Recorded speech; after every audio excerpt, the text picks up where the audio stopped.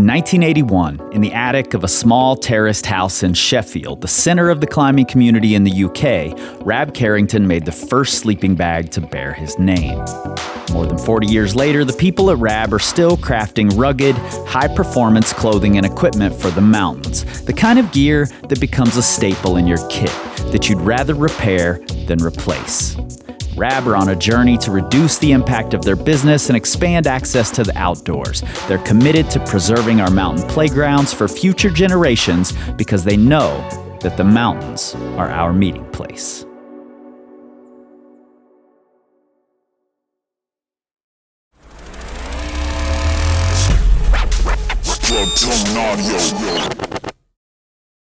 You know, the thing about trying to research women of the 80s is that because I didn't know about so many of them, and the written history has been mostly focused on firsts and bests, then a lot of the time I was just searching at random, sifting through magazines and the internet and whatever records I could find. And when I come across a name I didn't know, I'd dig further to see if it was someone that I should include, which in itself is a really strange position to be in, this deciding what matters, so to speak. I guess this is the position that media has always been in, but that doesn't make it any easier, especially as an independent creator. Now, today's conversation happened at the very beginning of my research, and I wanted to get a feel for how women in the 80s were finding out about other women in the 80s, when there weren't nearly as many women climbing as there are today. And I wanted to hear names that I didn't know so that I could dig deeper. So I asked my good friend, Amy Skinner, to come over and chat. She, in the early 80s in Las Vegas, sort of stumbled into the scene that would eventually be called sport climbing. And I wanted to hear her perspective of that movement, where she first encountered other female climbers, who her favorite female climbing partners have been, and more. And like many of the women who've been mentioned in this series, Amy is still involved in the climbing community, but has also become a pillar in her greater community, a business owner, an advocate, a supporter, and maybe most important, a friend. Let's get into it. Well, it's come from different sources. Like there's definitely the lionization that we do of the past, our heroes, whoever, certain roots, certain people, without ever questioning the flaws of it. Mm-hmm. And there's the "it was better back in my day" mentality, Mm-hmm. which I understand, but I also am like, yeah, but there's a lot of things a lot better now. Right? I mean, really, do you understand? Because, it was better in my day. Like, I'm way into politics. It drives me crazy that people think you can separate politics from life. Yeah. Since it is life. Yeah. But, I mean, that's the thing. It was better in my day. It was never better in anyone's day. Yeah, like... And you've got to recognize what's happening now. Yeah. Is going to be super important to this generation. It should be to everybody, but... Yeah. When I was writing Adapt, I used a phrase that Lana nixed. She's like, no one's going to understand that. You can't use that. But I said, I don't traffic in nostalgia because I think it's like a drug. Like we latch onto it so much that we just believe it was this great thing and there were no flaws and everything was better. Yeah. And there are some great parts of the past, but one of the greatest pieces of history is that we get to learn from it and do something better. Right. Like those are the building blocks that we so often talk about. Yeah. The foundation is there so we can build something better on top of it. Right. And I that's totally overlooked so often. I agree with most of that statement. Like, I love nostalgia because it was awesome back then.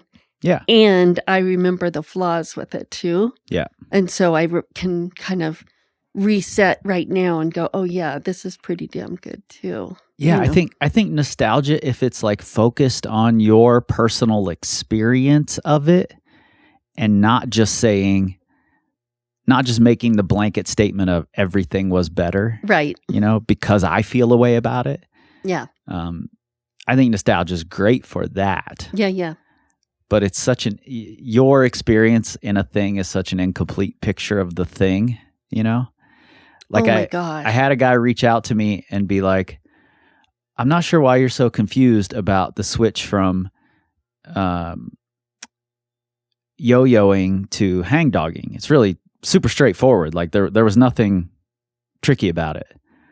And I'm like, maybe not for you, but for the people at the top, I'm reading a lot of essays from the people at the top who were very conflicted, So your experience is one thing, but that wasn't the climbing world as a whole's experience. Right. And I'm trying to understand that.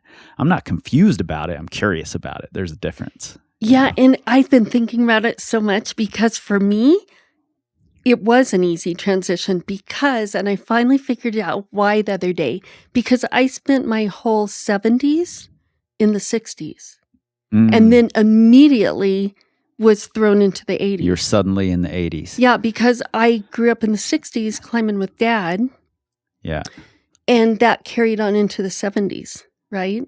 So while we climbed all the time in the 70s in our big leather boots and our gold lane ropes, the world was progressing. Right. And I had no clue. Totally. So I was deep in the 60s and loving it and climbing all the time. And then suddenly I met Mike Tupper and Greg Mayer. Yeah. And I was like, boom, like dropped into the middle of this new thing. And it just made sense. I didn't have to have this conflict within myself about yo-yoing versus hang-dogging. Right. It just was. It's just the thing you I did. could just see the good sense of it, What's interesting, I'm glad you went there because I've been doing a little bit of research, and I think this whole month of talking about the women of the 80s is because history as we tell it, we tend to focus on the first or the top or the hardest or the best or whatever. That's how we tell history. But what I'm trying to do is point out that there were bit players, so to speak. I don't want to make that sound like it's a derogatory term, but there were people doing things who may not have done the hardest, may not have done the best, may not have done the one that got on a magazine cover, but they were making an impact for enough people that carried on, that spread out to more people, and that spread out to more people. And that's how we end up with the eventually the Lynn Hills, right. And then Lynn Hill pushes on toward, inspiring the Beth Roddens and the Sasha DeJulians and these other incredible women climbers. Even though the people who inspired Lynn weren't doing the hardest things of the day. And there weren't even first female ascents being recorded back then. So the information is really hard to find on I bet. What were these women doing, know? But I want to make sure that we talk a little about that because history doesn't focus on it. And to bring that back to what you're talking about, if I'm just looking at like American climbing history, Smith, which deserves a lot of the talk, is where we focus on the birth of sport climbing. Mm-hmm. But it was also happening in parallel in Vegas because the rock there is so featured and perfect. Like these faces, you can't go out there and not want to climb up those faces. For I was just there a couple of weeks ago. You can't do it. And there are edges everywhere and it just looks so much fun, but there's no protection. Right. And these huge walls, thousands of feet tall, no protection. Yeah. So do you just walk past those and ignore them? So there was a war going on in Vegas too, where there was like the Richard Harrison, who I think had come over from like Stone Masters, Yosemite, who was very anti-new era bolts, all of that, very anti-sport climbing, even though sport climbing wasn't a thing yet. And then there was the other side, which Mike Tupper was one of the leading voices of, and the Uriostes were out bolting things. And So you got you just landed in that Yeah. side, the side that's on the more futuristic version of what climbing was going to look like. Yeah. And it was such a huge jump from the 60s of my dad's era and where I stayed in the 70s. But to be dropped down in Red Rocks in 1981 was just and it made so much sense to me because when I started climbing with Mike and Greg, and they were already, putting what we would call sport routes in, it just made sense to me what they were doing because, we were going to Joshua Tree on the weekends where we'd see Backer and Richard and all the guys, and they'd be back and forth to Vegas. Well,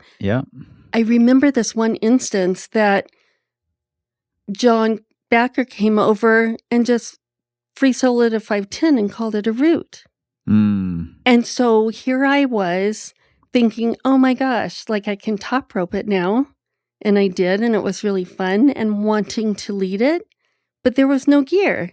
Right. And they were so adamant that there would be no gear, and it seemed so absurd. Yeah. Because here was a great route for a 510 climber. Yeah. And the 510 climbers, we couldn't climb it safely. So, just out of curiosity, how did your dad feel about this stuff? He loved it. He thought it was so cool. Because I was thinking about that today, Dad had a different look at the world of climbing. Yeah. We hung out at the old Highland Outfitters, the old store in Vegas, but I don't remember ever seeing the magazines. And so he was interested in talking to other climbers and seeing what was happening in the world. But we were super isolated. Yeah. Because we were reading about the Himalayan climbers in books, I don't remember ever seeing magazines till, late 70s, early 80s. Yeah. So, but when we did start climbing, my dad was all over it. I mean, climbing with Tupper and Mayer. Dad was all over it. And those guys would come out and meet my dad out at Keyhole. And look at kind of futuristic routes there. Yeah. That all the years my dad had climbed there, he'd never considered. Well, your dad's so open-minded anyway. Truly. I would expect that, but I was just curious. Yeah. So talk to me about dropping into that world that Mike Tupper and Greg Mayer, what was Vegas climbing like at that point? I remember it from your perspective. Yeah, from my perspective, well, everyone was so nice to me, I guess, because I was just kind of in the background. Because I remember hanging out with Paul and Sal and Wendell, all those local guys who were kind of at odds with Mike and Greg. Mm-hmm. But I kind of could go back and forth and be friendly with a lot of those folks. That's it. Let me stop you there for just a second. That's an interesting thing that I'm going to highlight in a future episode. And I just did it. I just said there was a war going on there, which gives a connotation that's different than the reality of it. There were some punches thrown here and there. Yeah. There were arguments all over the place. But a lot of the times, there were still conversations happening that weren't just violence. Oh, totally. These people saw each other out climbing and didn't just get in fights every single day. Yeah. Oh, for sure. So I just want to make that clear. And Alan Watts sent me a really interesting transcript of a conversation that happened after the Great Debate that I'm going to talk about in a future episode that I find fascinating. Yeah. And illuminating. So. Oh, I can't wait to hear it. And maybe Mike would tell you, I'm sure Mike would tell you a different thing because he was paying attention to different things that I was. Yeah. But like Randy Grandstaff, we were great friends because his little sister was dating my good friend. And, it was just right. It was a small community. and everyone knew each other. And, for the most part, at least early 80s, it got way more contentious towards 84, 85, when bolts were being chopped and all the crazy stuff was happening. Were there women in that scene? I know Joanne Uriosty was obviously a big name there in the early 80s, but were there other women in the scene at the time? Yeah, not in Vegas. And so it's interesting because I didn't really know Joanne, and it wasn't until John and Lynn were living in Las Vegas, because one of my firefighting friends was one of their housemates. And so I kind of got pulled into that group just a little on the fringes. I was this 19-year-old afraid to really say much. Yeah. But I didn't really see women climbing in Vegas at that time. But on the weekends, we would go to Joshua Tree, and we'd see Mari and we'd see Mariah and Bird and, all these women Bird who were. Lou. Wow. Yeah. I hadn't thought about that name for a while. Oh my gosh. Cool. And still I was afraid, but watching. Yeah. And it was such a revelation to me because, before I saw those women climbing at Josh, it was like, the women that I saw out climbing were with their dad, me, with their husband, with their boyfriend. Like, that was a big thing. That, like you were talking about earlier, it's like that trend to see women out climbing was one thing. Yeah. But to see women climbing together was like a big explosion in my head. It was so exciting. Yeah, I think it doesn't get talked about enough that, like, for several years, I think Lynn said something for like 4 years, her climbing partner every day was Mari. And almost always when I hear about Lynn's early days, it's her partnering with John Long. And that's not exactly how it happened. It was Lynn and Mari building a lot of the skills on their own and sorting through all of this stuff and climbing El Cap. Yeah. I just think that gets skipped. Yeah. And I bet that happened quite a bit. I mean, I saw it a fair bit just in my limited scope.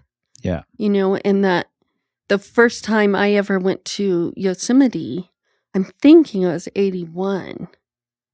But it was really like the first time I had personally gone out climbing with women. None of the boys went, it was like Robin Waxman and Terry Kane, all these women who were like regularly climbing together. And they invited me to come with. And that was like this huge day after all these years. I remember that first day because we were all going to see or to do Lunatic Fringe, which is like this hard 510, maybe middle 510. Upper Can't remember, but not only like was I so thrilled to be hanging out with just the girls, but people who would go by were like it was something at that time that people would stop and look around for the boyfriends. Right. It was hilarious. Sure. Beyond the Stonemaster women who are going to get mentioned, we're going to talk a little about Mariah. We're going to talk about Mari. Obviously, Lynn is going to be talked about here. But a lot of the Stonemaster women have been covered pretty extensively.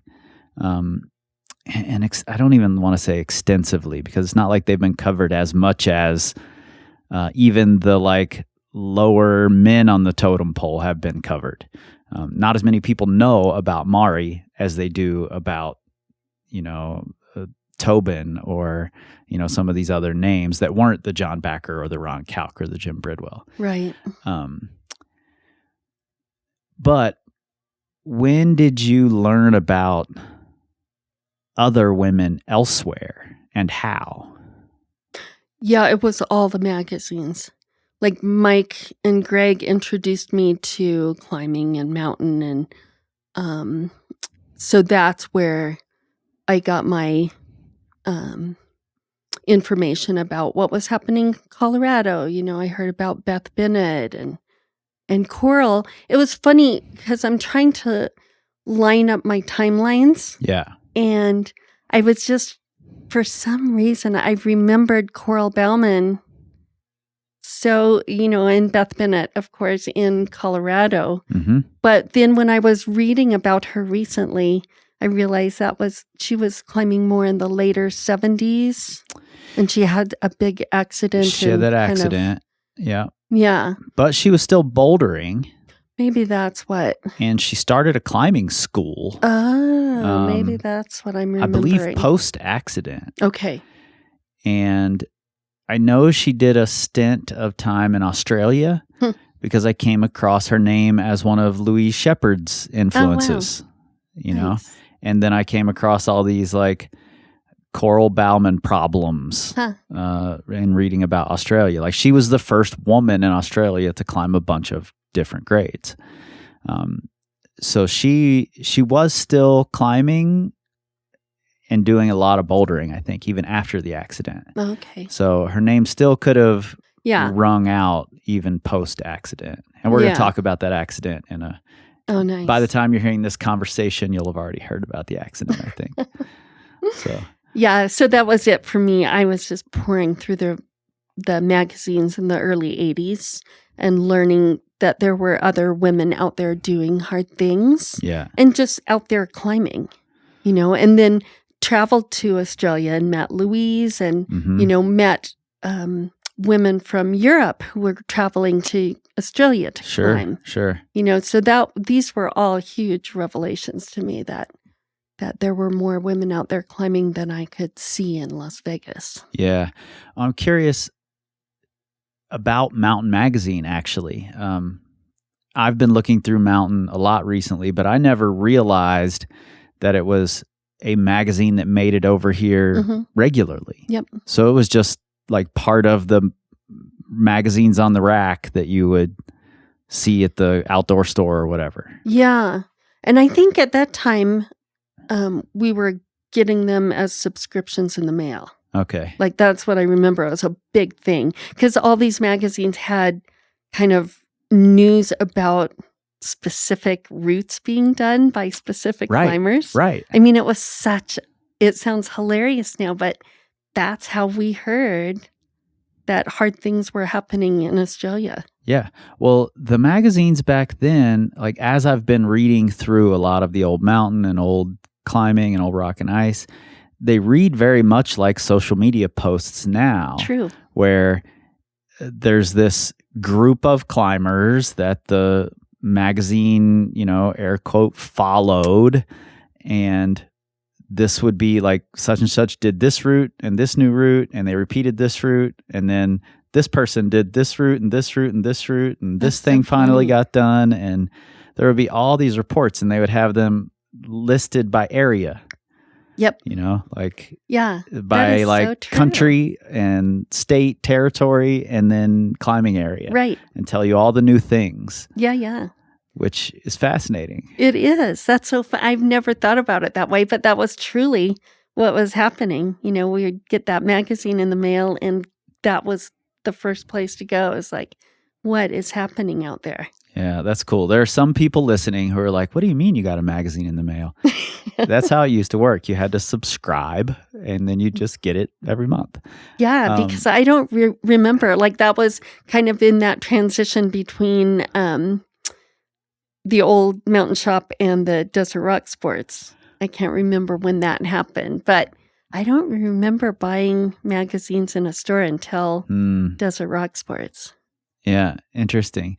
It's so fascinating to me that Mountain Magazine was like a staple over here. Mm-hmm. By the time I was climbing and getting magazines, there were no magazines from elsewhere.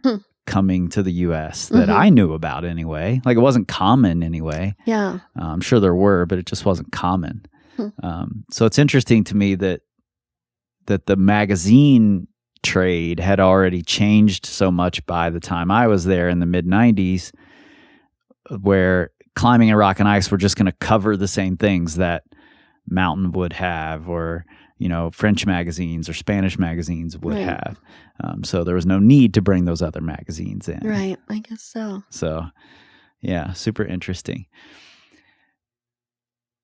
Who were the other women, or who were the women, period, you were looking up to in those early days? Like, was it those names we've already mentioned? Were there others? I'm curious because until you said to me a couple of weeks ago, Coral Bauman and Beth Bennett, I hadn't really thought about them in this for these episodes. I'm still largely pulling from just what I know because the research is slim if I'm just looking on the internet. Yeah, no, those names I've mentioned were the big names in my world, just watching what they were doing. And other than that, it was just the strong women that I was seeing when I went to climb in Yosemite or, at Lake Tahoe, the strong local women. We had this little, when we went to school at University Nevada at Reno, we had a little climbing club. And there were a couple women, my good friend Bonnie Leary was in that club. That's how I got to know her. And there were lots of funny people who popped up from that club to go on and spread out. Don Welsh. Oh, really? Yeah, he was in the climbing club. Jim Zellers and Tom Burt. But still, even at that time, 82, 83, there were just not that many women out at Donner Summit, not that many women right in front of us. Do you have a sense for when that started to shift? Do you remember noticing that there were more women coming into climbing, and when around that might have been? Yeah, in the late 80s was what I noticed, the big shift coming. I'd been to Australia and seen all these strong women climbing there with Louise, and then came back from there super inspired and went to Waco Tanks for the first time and met Beth Wald. Sure. So Beth was really strong and starting to move into photography. So she was Which is how most of us know her now. Right. Yeah, but for me, when I met her, she and Todd were together, and I was just like, I always kind of say I was more like kind of joke. Like I was more enthralled with Beth, at that first meetings. Yeah. Because here was this really strong woman who was doing all the same hard routes as the guys she was climbing with. Yeah. And so that was huge for me. Were you still living in Vegas at that time? Let's see. Yeah, when I first started going to Waco, I was still trying to struggle through my undergrad in Vegas. So I was there like one semester a year, and then I was fighting fires one, chunk of time, and then I was climbing a little bit. Yeah. So I assume the fighting fires was also a mostly male space. Totally. Is that true? Yeah, at that time, like the early 80s and really through the 80s, I think when I went to Alaska the first time, the mid 80s, and there hadn't been women on the hotshot cruise yet.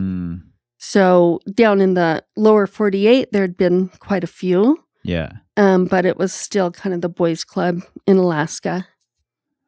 So not many women up there. I know eventually, and I'm probably skipping over a bunch of things here. So if that's the case and there's something in the middle that we need to stop on and talk about, tell me. But eventually, I know, you all moved to Lander.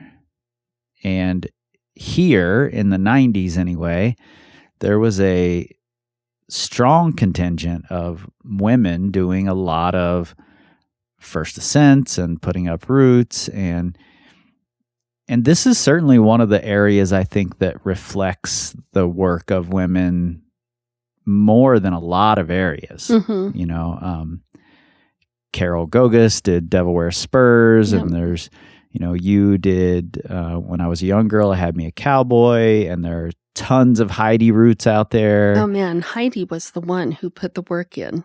Like Carol and I did a couple of few roots. Mhm. Heidi was out there putting in root after root after root. Like she was super prolific. Well, Paul and Heidi Yeah. just did so Yeah. many roots.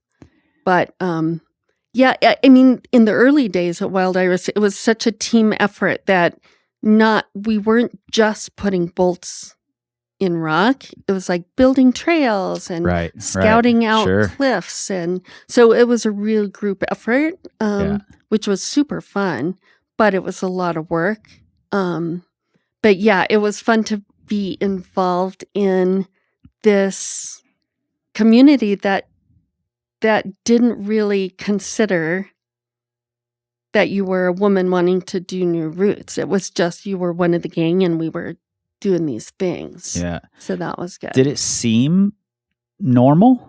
Like, Yeah. did it just seem like a natural extension of things at the time? Yeah. And totally, it seemed really normal in our very small community. Yeah. You know, one of the things that I loved about Todd so much was some of the first times that I climbed with him, it was ridiculous, the distance between my ability and his. Sure. But Yeah. he didn't seem to see that. Like we used to go to a route and flip a coin to see who led first. Yeah. I mean, absolutely absurd, right? But that's just how his brain worked. And it was, the rest of us kind of got into that groove too, where like, why can't you just get on something hard?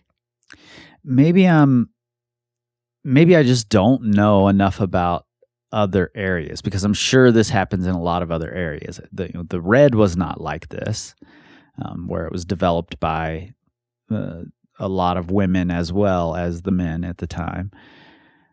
I'm sure it's happened in other areas, and I'm not trying to say that it doesn't. But looking back on it now, at least from my view, Wild Iris is a bit of an anomaly, or the area like that was lots of development being done by women is a bit of an anomaly. So it's interesting to me that it just seemed like a natural progression Yeah. when in other areas it wasn't necessarily happening the same way. Yeah. Yeah. No, it felt totally natural and reasonable to us. You know, down here at Sinks, it was Sue and Georgie and lots of women putting in roots down here too. And see, Super that's strong. I bet what you're saying right there is the reason I don't know that these other women were doing things. Like, I don't know who Sue or Georgie are. Right. And it's right here in my backyard. Yeah. Almost literally. And I suspect that is just a piece of what I was saying. History skips over these things. So I haven't read it in the history sections. I haven't seen the names. And in an area where I've never been, I'm certainly not going to hear those stories. Right. That aren't being told. So, and that's exactly why I want to do this whole month of talking about these women, even if it's just names coming up like they are right now. I think that's an important piece of just recognizing that this has been going on, probably longer and much more than I think, even after having done a month of research. Right.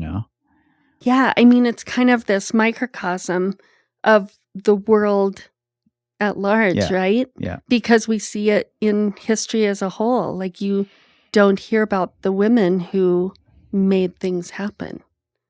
But if you keep zooming in and talking to people, well, of course, women do all these things. Yeah. But maybe for whatever reason, we've never talked about it or recorded it. Yeah. And I sort of understand it in terms of like Lynn Hill gets tons of attention, and deserves tons of attention. Deservedly she's so, yeah. She's a superstar. There's no question about that. One of the best climbers ever to climb. But it almost seems like, looking at it from the outside and trying to go back and learn more about other women, it almost seems like the media decided, and I'm not trying to say that media people are bad, but that there was a limited amount of space that could be put toward women.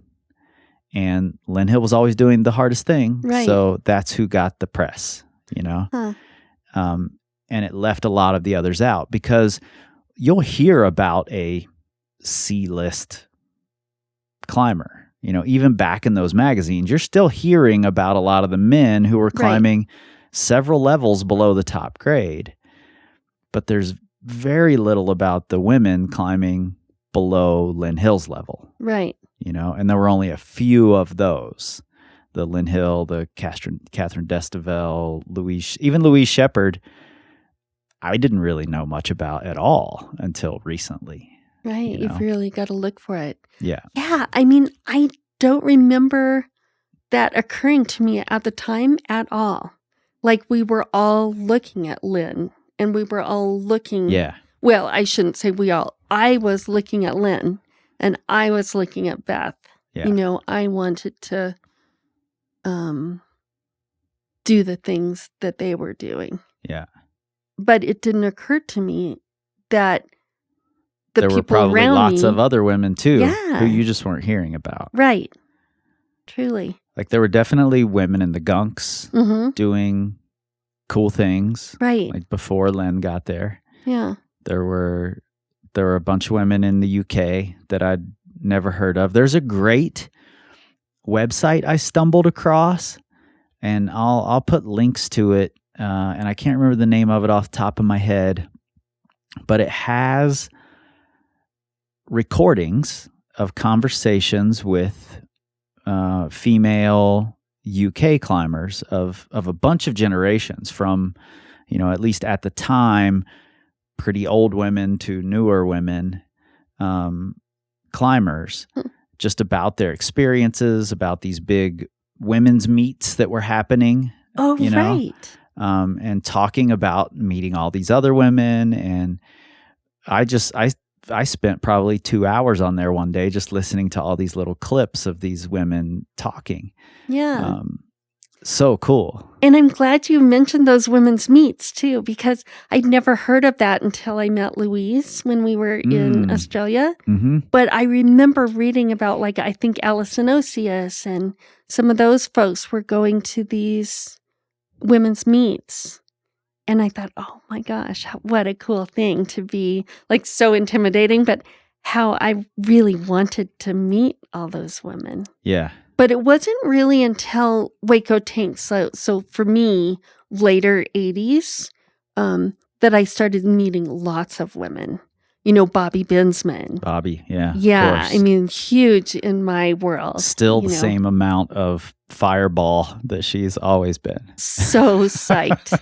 Oh my gosh. And it was so great. And then, just all the community of people. Of course, there were women in that community. And so that was the best part of my climbing education, was going out bouldering at Waco. Because all the girls would go out and all the boys would go out, and we'd go on our tours.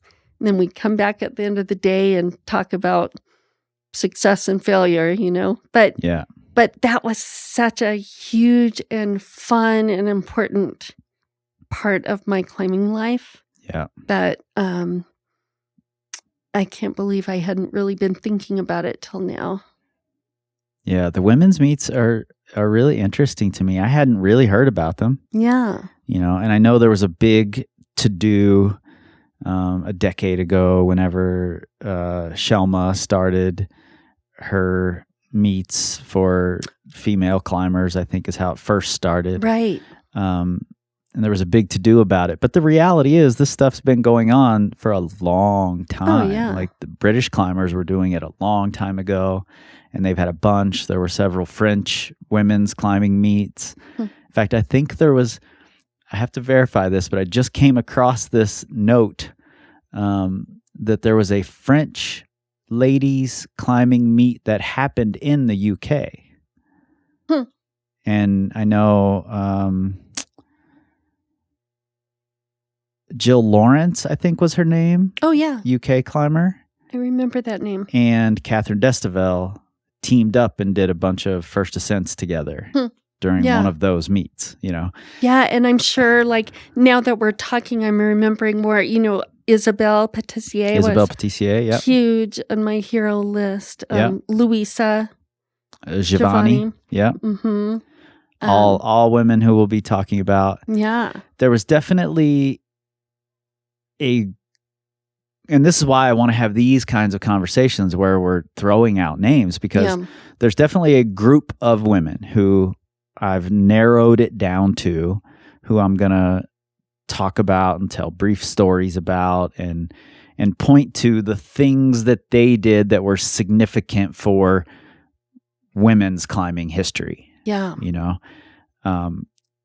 But of course, even my telling of the history is going to lose a lot of the names, as the greater history tends to do. You know, it's just going to happen that way. Can we, and like I mentioned with Lynn and John versus Lynn and Mari, like people often just equate Lynn learned to climb with John Long.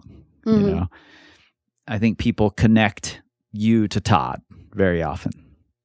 But can we talk about your best female partners? Because I know you have a couple, and I would love to talk about them a little bit. Yeah. Yeah, and I don't want to forget to mention Catherine Freer. Oh, yeah. In my list of big heroes. Yeah.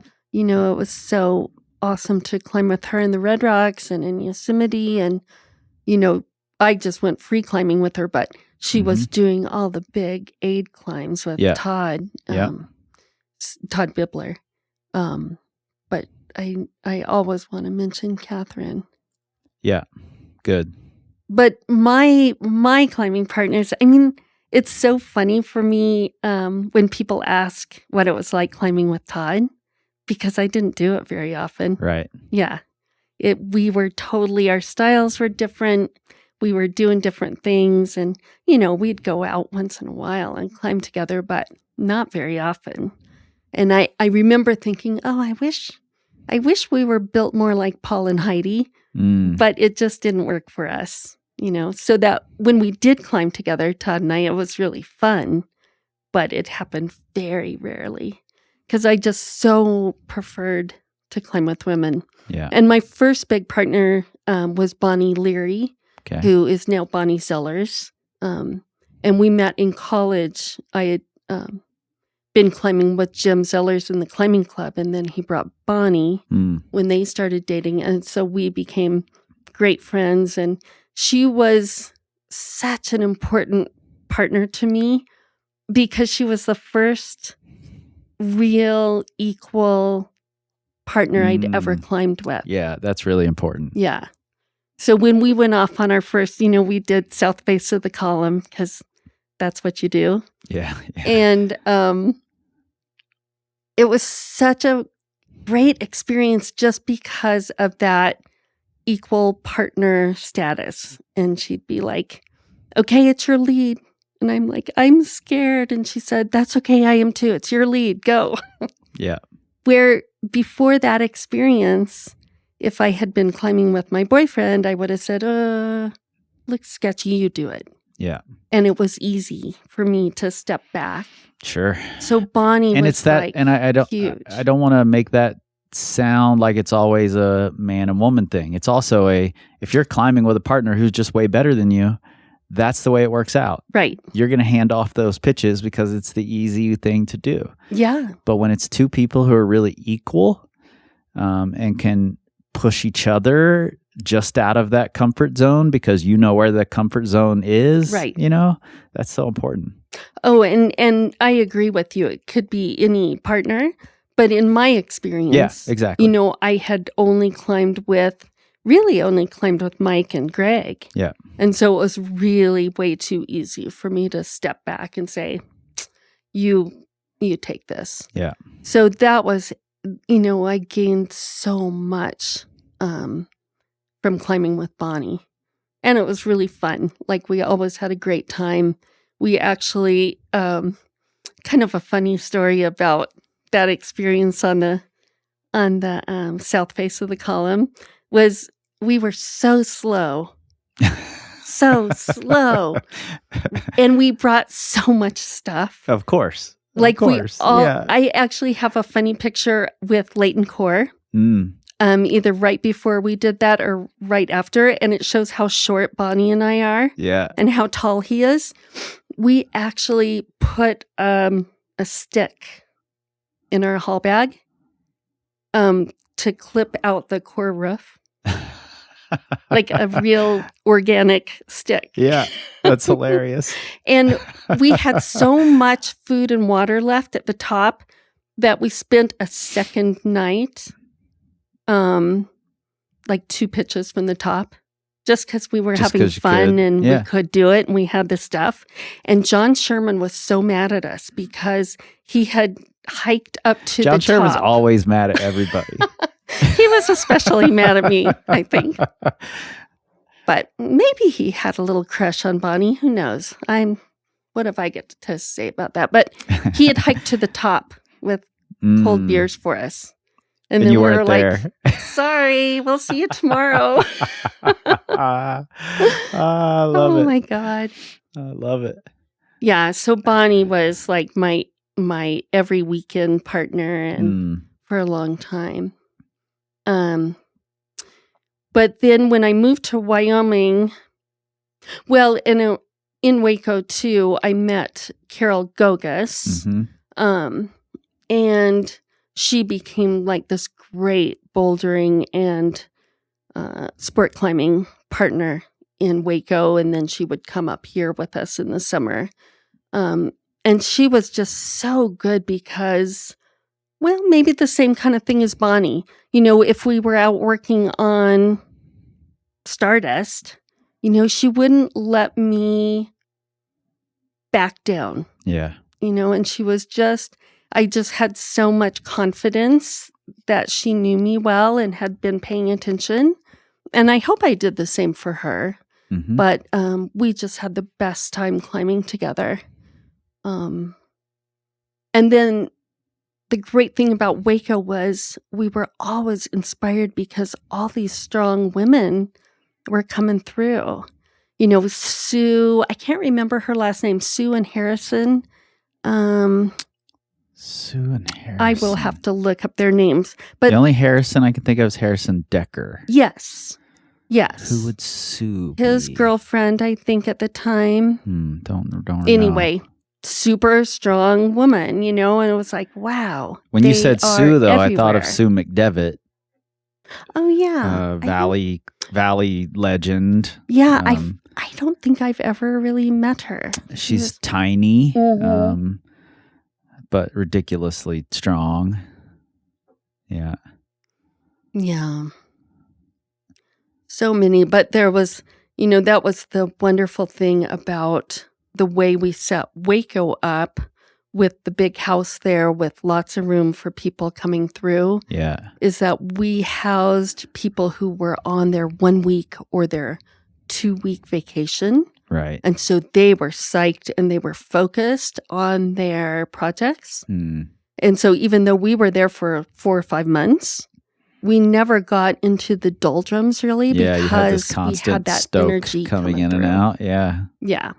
That's cool. And that worked with women too, because we were seeing these strong women coming in from all over the world and just like inspired and amazed at what could be done. Yeah.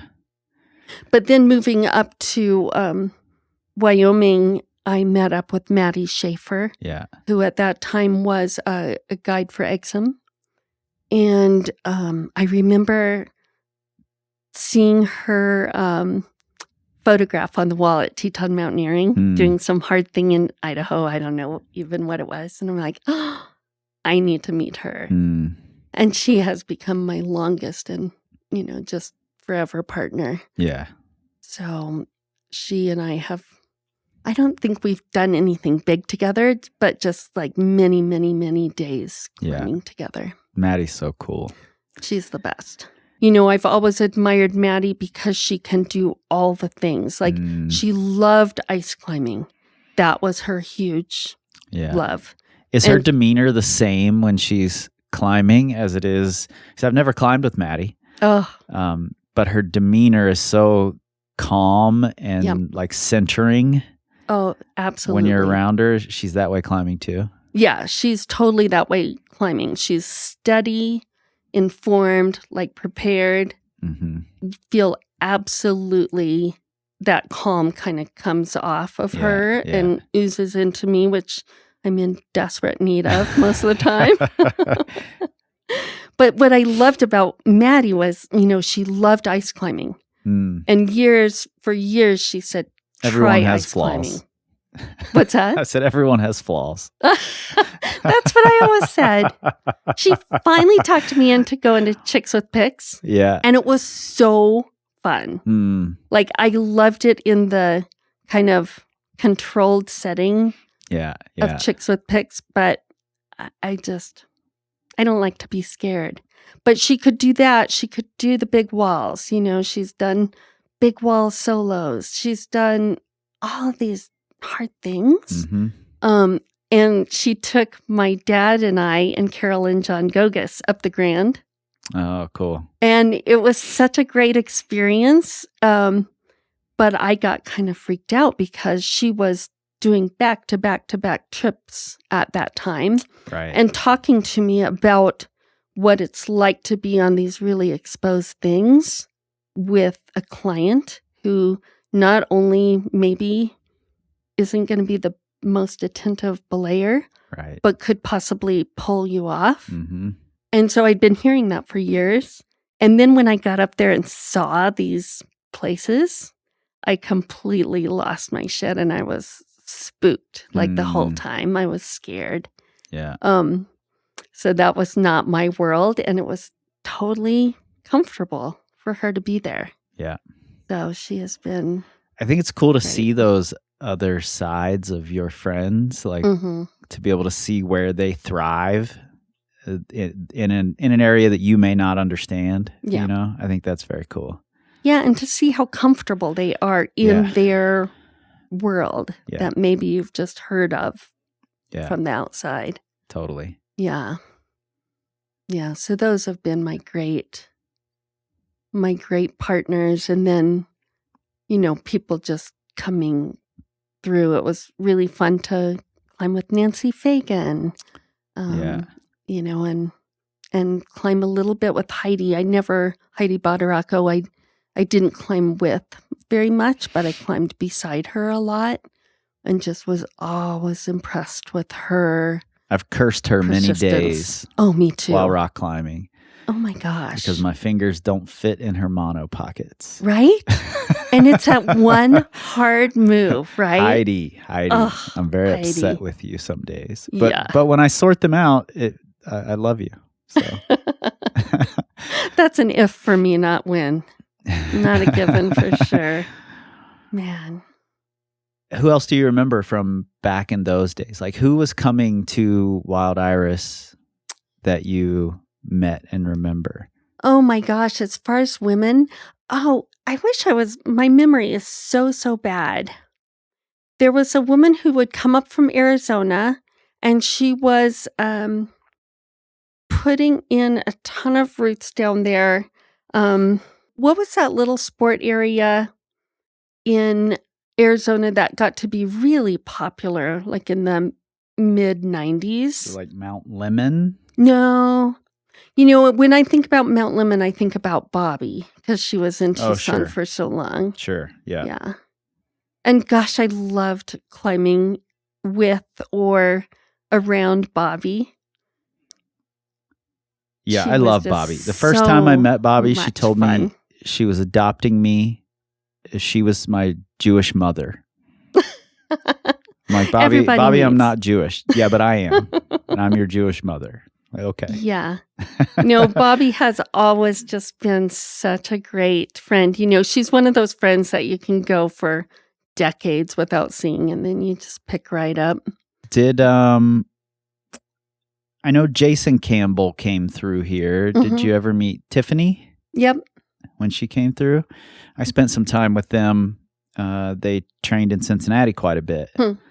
So I spent some time with the two of them and was always really impressed by Tiffany. Yeah, she was strong. She was like the first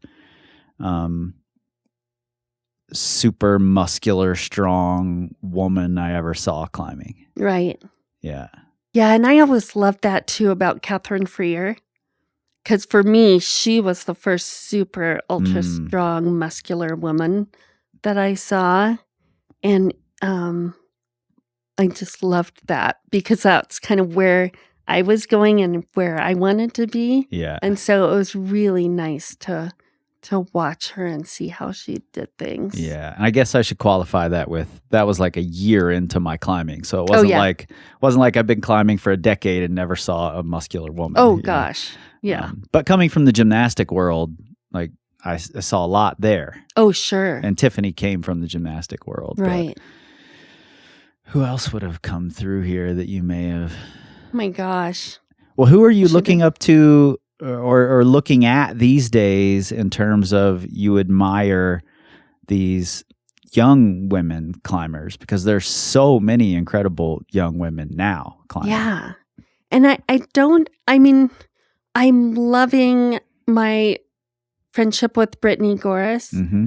It was so fun to just get to know her a little bit and watch the things that she's doing. Yeah, she's awesome. Yeah, she's so awesome. I mean, I love her sense of history, and that's kind of what brought us together in the first place. But I really love watching Brittany travel, and it was fun. I was seeing her Instagram story, and she was in the Sinai on the blue boulders, and I shot her a note saying, "Oh, I've got old slides of Todd there, in the 80s." And so I've got to dig those up actually for her. So Brittany, we should have a slide night. Yeah. Because I have a giant bin of slides from I don't own any photos of me climbing, but I have tons of old slides from the 90s. Oh my gosh. Like Vita Vu way back and the Red way back. And, yeah. Yeah. We've me got with to do really that. long hair and headbands. Oh, I need to see that. I so need to see that. Oh my gosh, I feel bad. I should have made big lists of people because there are so many. But I guess for me more than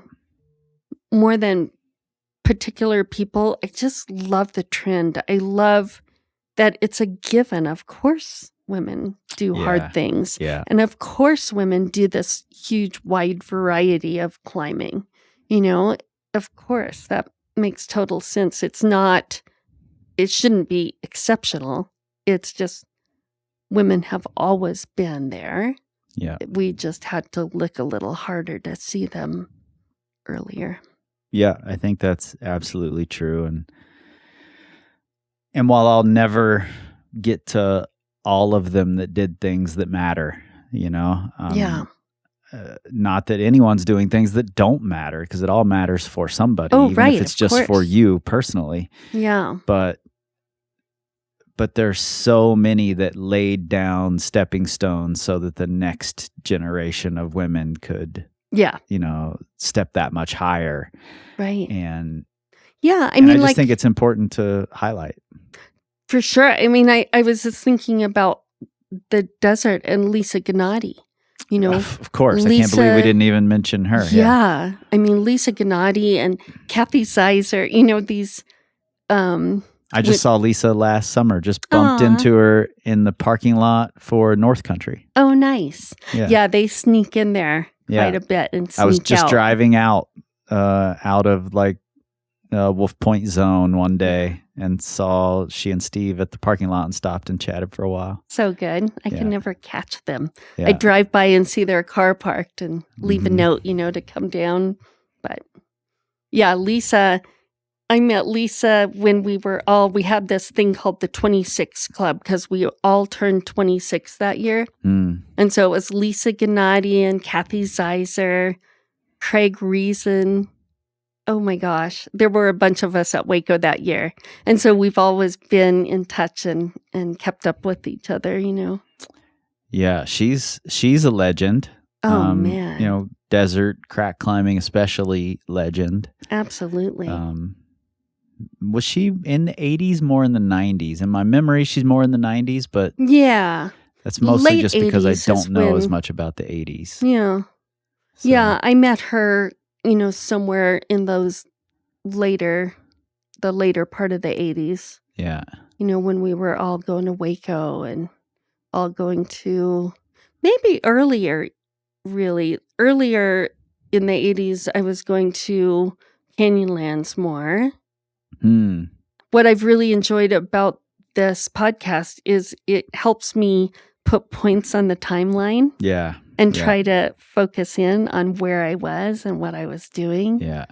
Like listening to your, I'm sorry, I'm going off topic. No, go ahead. Go ahead. Just listening to you talk about Wolfgang and Punks in the Gym. Yeah. Like when I got to Australia, until I listened to your podcast, I didn't realize that I was there just a few months after Wolfgang had done Right. that. Right. And I knew it was the big thing. I knew it was somewhat new, but I had Yeah. no idea that it had just happened. Yeah. Well, and I think back then, I wasn't there, but I have to imagine, even though it was a big thing, that no one knew it was going to be as big a thing as it was.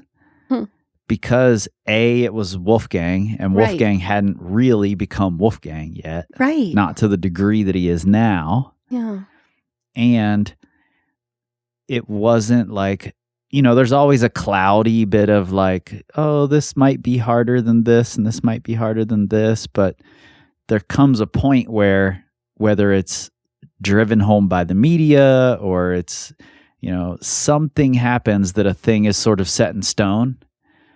So, like, even if Punks wasn't the first 14A actually done, Mm-hmm. Because there are some other contenders, it's the one that's considered the first. Right. Same with Action Direct. Right. It may not have been the first of that grade. It may not have been the hardest route in the world at the time in reality, but that's what history says. That's where we've planted our flag, and that's when it becomes huge. Right. So when you saw it, it probably didn't mean as much as it later came to mean, you know? Yeah, I guess that's how history works. And Yeah. I like to think about that, though, especially listening to conversation about Smith Rocks Mm. and being in Las Vegas while Smith Rocks was beginning. Yeah. And, seeing a lot of those same things happening where I was. Yeah. So I'm sure that is true, that it was happening everywhere. Yeah, I'm sure there are pockets of these things, and it's a really interesting phenomenon that we've latched onto Chain Reaction and Alan Watts, and I think that's, if we're going to latch onto someone and something, Yeah. that's where I want us to land. Mhm. So I think that's a good choice, but it's a choice Yeah. of some sort. There was a choice to take this photo, to put it on this magazine cover, for this to, there was no prediction that it could have become what it became, but there was a choice made to make this the poster child. For sure. And it makes total sense, because just what you were pointing out earlier about the social media posts being like similar to the accounts in the magazine. Yeah. For Heinz Zach to show up as Smith, I mean, that makes sense that that's where we put the start of sport climbing, because all the pieces were there. Yeah. The spectacular photograph and the spectacular route and Alan, it just all came together. Yeah. When we draw the timeline with the little icons and pictures, the icon is going to be Chain Reaction. Right. That marks the beginning of sport climbing in America, you Mhm. know? And I think it's a fine way to do things, but it does leave out a lot of the conversation that was happening in other places. And I think that's what's happened with women climbing too. Louise Shepard has said several times, I didn't know I was doing first female ascents. Right. Like, that wasn't something we talked about. So it wasn't even a thing that was being recorded until years later.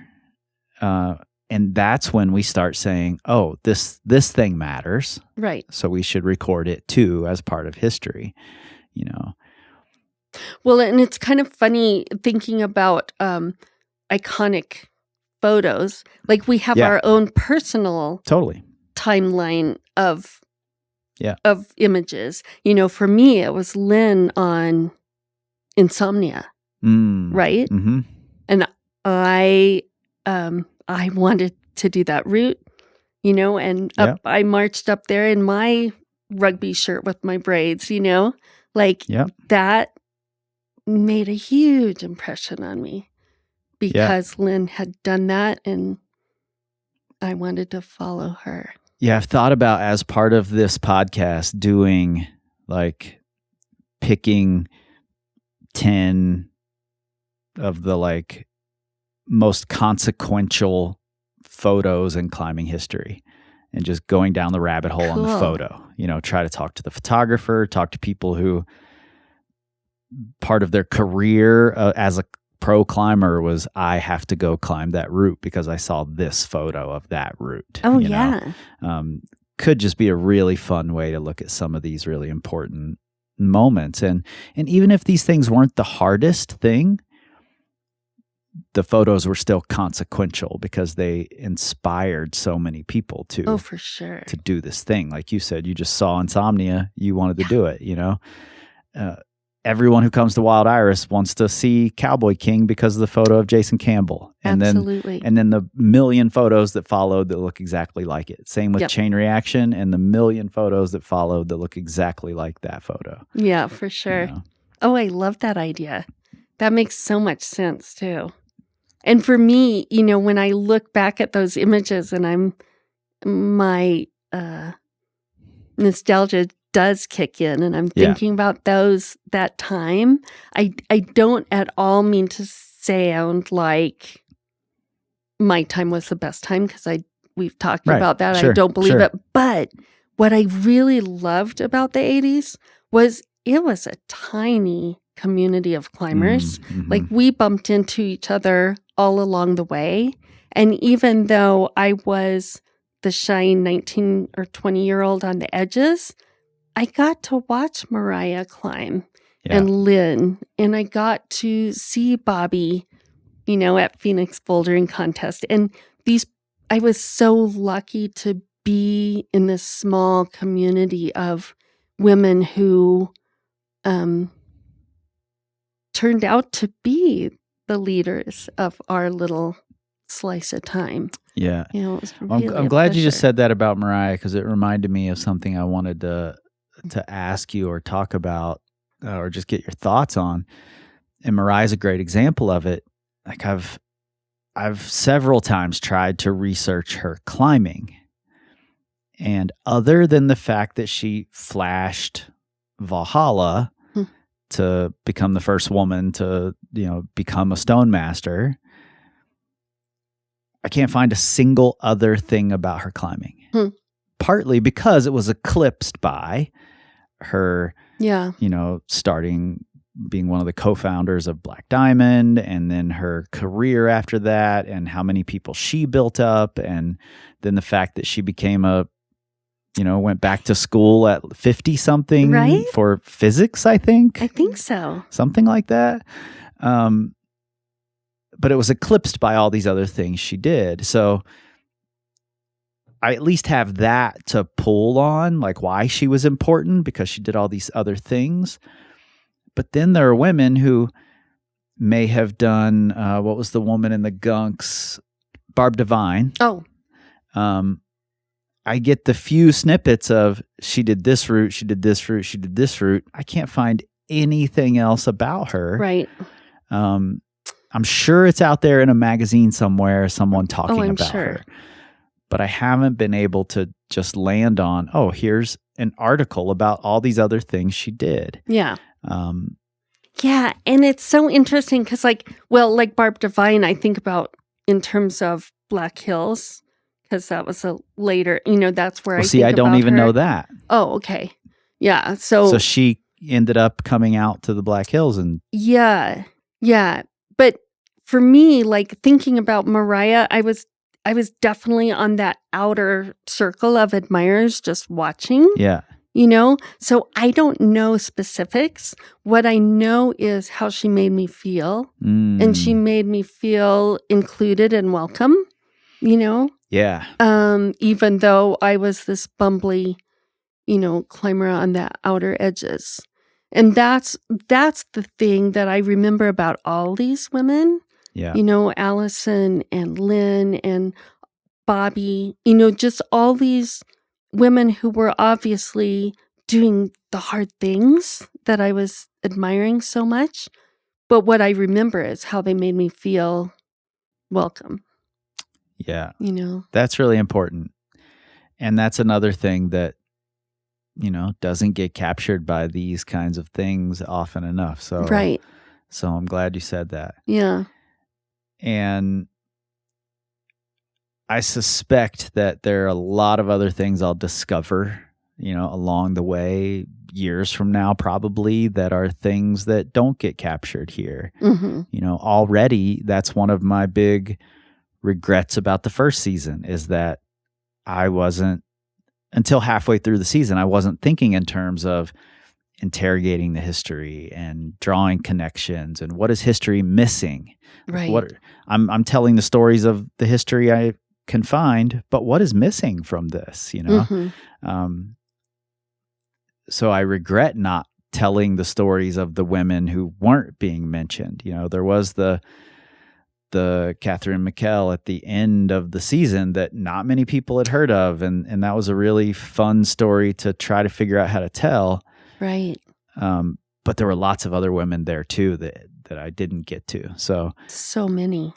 So I suspect this is going to be an ongoing forever thing where we learn more and more about the people who built the building blocks right. that become our history. Absolutely. I love that about what you're doing and what this conversation does for me, because it reminds me of all those people on the edges that I hadn't thought about for a long time that were so interesting and had so much impact. Yeah. But have just faded into the edges somewhere. And I have to dig them up. Well, I think that's what's cool about impact is it doesn't have to be this continuing, reverberating thing. Mm-hmm. Its job is just to make the impact that it makes. And if it impacts those few people around it, then that can go on and it can disappear into the past. Right. Until someone wants to dig it up and point it out, Yeah, and dig a little deeper. Because it does reverberate whether we remember the initial event or not, Mm-hmm. So I think it's really interesting. So with Barb Divine coming out to the Black Hills at some point, talk to me about Jan Kahn, because she's also like a Joanne Uriosty figure, but in the Black Hills, and you spent time out there as well. Yeah, we were in the Black Hills, and Jan and Herb Kahn, of course, did everything. Like they'd done so many summits there in the early days, and Jan was this early climber. And there's a story that I've heard, you'll have to do the research or I will, but I believe in the 40s. In the 40s? In the 40s, Jan and a girlfriend went to go climb Devil's Tower. And they were asked for a permission slip from their husbands. Honest to God. Now that you say this, I've heard this story. This story. Oh, good. So it's true. It's not just my imagination. I don't know that it's true, but I've heard this story. We but it's need to probably find true. out if that's true, because what a crazy thing to be asked for your husband's permission to go climbing with another woman. But Jan did so many things and was just this ever-present part of Black Hills climbing. Like everywhere I went on tours with Paul Piana, he had stories about Herb and Jan. Mm-hmm. But she was always present in the history of that place for sure. And was, in those, you were living in a teepee in the Black Hills at some point, right? Yep. Was Paul in that, and Heidi? Was Heidi there too? Let's see. Paul was for sure in the mix. I think that was the year before we met Heidi. So we had the teepee set up behind Rushmore. Mm. So we were doing kind of sport climbs in the Rushmore side of things. Yeah. And just occasionally going over to get scared in the Needles. Yeah. But spending all our time over developing new routes at Rushmore. Got it. I was just curious if there was like if we could draw any through lines from Jan Kahn directly through to Wild Iris or any of that stuff. I think that line is from Jan through Heidi and Paul to Wild Iris, because Jan played at their wedding. Oh, really? Played flute at their wedding. It was the sweetest thing, just like up among the spires in the Needles. Wow. And she was playing her flute perched on a little boulder, and at that time she was probably 80-something, maybe older. I'm not sure. She never seemed old. Right. She was so agile and running around this place that she obviously felt so comfortable and had so much history. But I didn't know those guys as well as Paul and Heidi. They spent tons of time with them and heard all the stories. Last question I have for you. Do you have a favorite piece of, and take all the time you need to think about this, past or current or whatever, do you have a favorite piece of climbing media, be it article, film, whatever, that's just pointed at women? Wow, I need to think on that. I think mine, I've been thinking about this. I think mine is in the film Painted Spider. It has Mary Braun, and I think her name is Deanna Gray, climbing Astroman.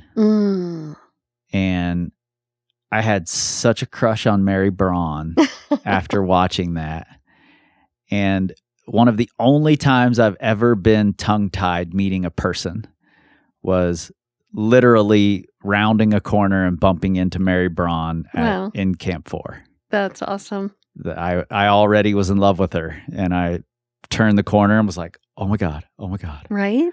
You're Mary Braun. Oh my gosh. Gosh, that's a hard thing to think about. Let me see. So any media. It could be the photo of Lynn on Insomnia. Could be anything you want. So here's a funny thing that just popped into my head. There was not even a magazine, a catalog cover of Beth Wald, and she had this stripy tank top on, but it was a really cool, like, diagonal crack. And it was just this really different and stunning image. And it must have been early to mid 80s, I would think. I'll have to track it down. But I just remember seeing her on the cover of this catalog thinking, wow. Like, it really got my attention that it was a woman on this cover of this advertisement catalog. I really loved that. Annalisa often talks about Colette McInerney. Oh, yeah. Because, I've been friends with Colette for a long time, and when they first met, Annalisa had already identified Colette as someone she thought was really cool. because her style was different. She didn't like dress like a climber girl. And she just thought that was very cool. Like Colette just stood out to her and still brings that up occasionally. So, Right? So it's similar. Like here's this woman on this catalog cover. There was Colette with her very Colette style that Annalisa latched onto immediately. Yeah. Yeah. Yeah. The insomnia image of Lynn, that was definitely an early one that I was very focused on. You know, we had that advertisement, I think, cut out. It wasn't even a poster. It was just a magazine-sized photograph. I'll see if I can find it. Yeah. Another one for me that really stands out in my mind is that cover of Bobby in Rifle. Oh, yeah, with the pink. This one was black and white. Oh. The one I'm thinking of. And she has like, it was in the 90s. And she's screaming and her head is thrown back. Yes. And she just looks so fierce and badass. She's so fierce. Yeah. Yeah. I remember this time that Maddie and I were down. It was out on West Mountain at Waco. And Maddie was leading Sunny Side Up, like this 511. And we had to wait and wait and wait to get on it because this couple of guys was on it and taking forever, and it was slowly creeping into the sun, you know? Yeah. And Bobby was bouldering or walking by or something, and so she showed up and started badgering these poor guys. I was going to say, is she heckling these guys? Oh Of my God, course. she was heckling them because she heard one of them, you know, he looked down, realized Bobby Bensman was watching him, which was not helping his confidence much as he failed and failed and failed. And he looked down to his partner and said, "I'm climbing like a girl." Oh, no. Right? Oh, no. In front of Bobby Bensman. Oh, my God, that You wish you were poor climbing guy. like a girl. Yeah. So, of course, I finally bailed. Maddie went right up it with Bobby admiring her from the ground, you know, because she was calm and rolling right through this. And she looked at this poor guy, this poor nameless guy, and said, "Yep, you wish Poor you were climbing nameless like a guy. girl." That time when I first met Bobby, it was at the 24 Hours of Horseshoe Hell. We were sharing a cabin and with a group of people. And Honold, I think, was in the next cabin over. And it was the year that they were filming him for Real Rock. And they had cameras rolling one night on the porch. We were all sitting there. And they did not include any of this in Real Rock, which is a real shame because Bobby broke a bunch of records that year too. But there was a conversation happening that Bobby just for hours roasted Alex Honnold in such a way that I've never seen. In all my battle rap days, I've never seen anyone get destroyed as bad as Bobby was destroying Alex Honnold. It was some of the funniest stuff I've ever seen, and I can't believe they didn't put it in the film. Oh, me too. Oh my We've got to gosh. find. There you go. There's a goal for you to find that lost footage. There is footage of that. Oh my god! And I know who filmed it. So funny. Yeah, I would never, ever, ever want to be on Bobby's bad side. No way. I feel very lucky to have not found myself there. I think if I had to go back to one aha kind of moment about climbing with women, it was that very first day. It was probably 1981 that I went with Robin Waxman, Terry Kane, and off we went to climb Lunatic Fringe. And I still have my little tick list from that trip. Like I tucked in my Yosemite guide and I've got my little handwritten tick list, and Lunatic Fringe was in capital letters.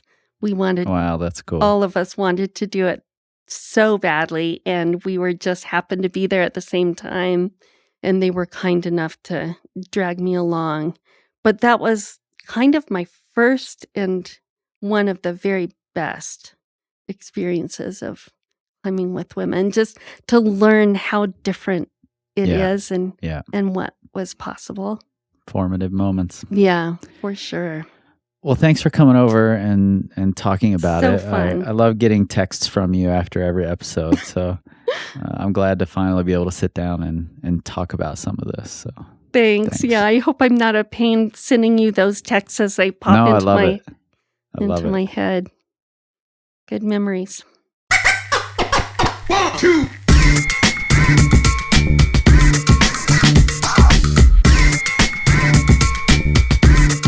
Written in Stone is produced by me, Chris Hampton, with help from Riley Rush for Plugtone Audio, a group of the best, most impactful podcasts in the outdoor industry. Over the next few weeks, our patrons will be getting an exploration of essays and articles by some of the women we've mentioned. You can join and hear those for free at the link in your show notes. And remember, the show is 100% rooted in the facts, but like Todd Skinner always said, never let the truth get in the way of a good story. And if you love what you're hearing, give us those 5 stars and a glowing review. Join our Patreon, the Secret Stoners Club, and tell everyone you know at the Crag, at the gym, and at the climbing festivals this summer, including one that Amy Skinner helped to start, the International Climbers Festival here in Lander, Wyoming. And together, we can tell the stories of climbing's most important ascents, one decade at a time.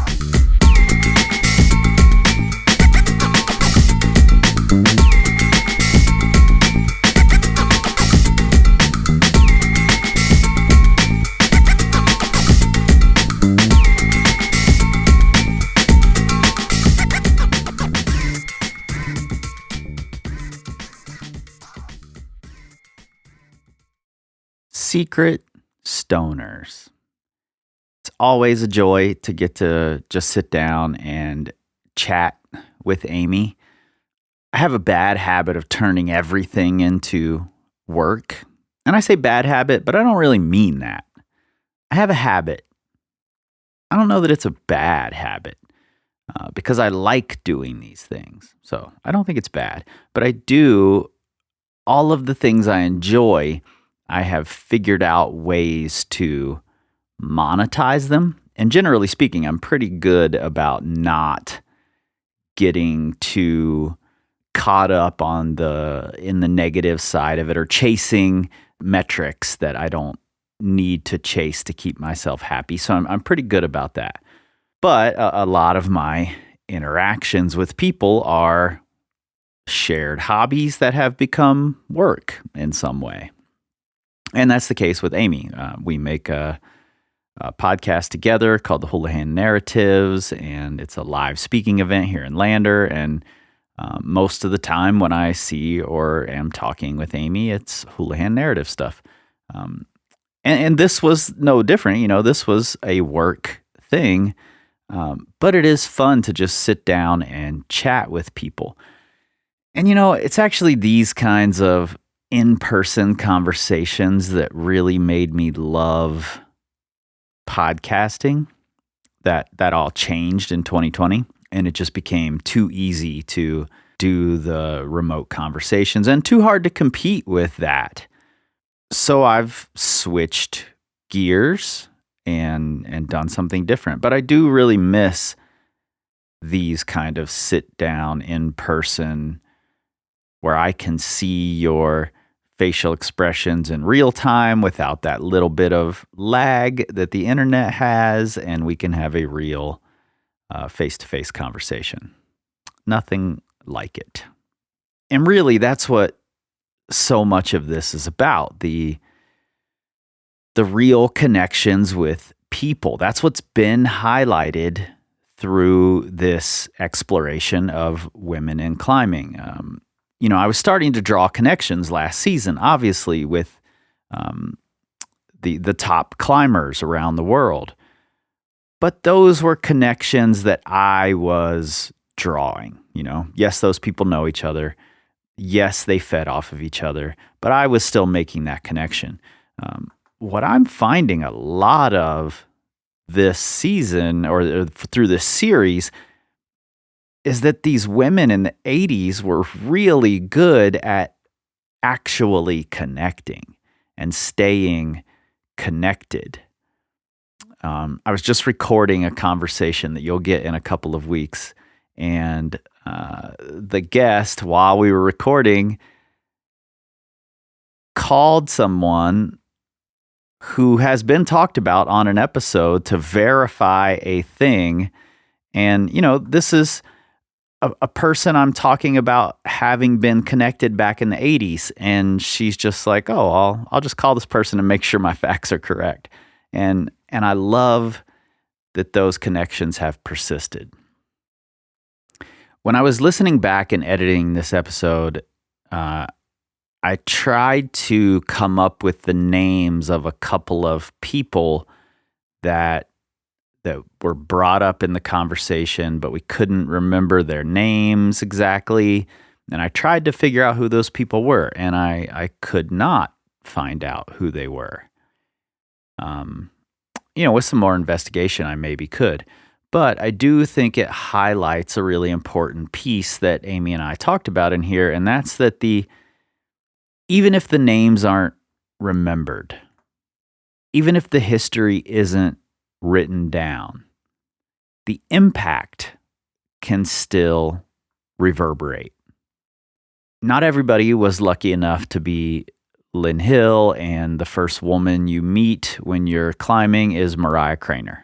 And then your first climbing partner is Mari Gingery. Not everybody is lucky like that.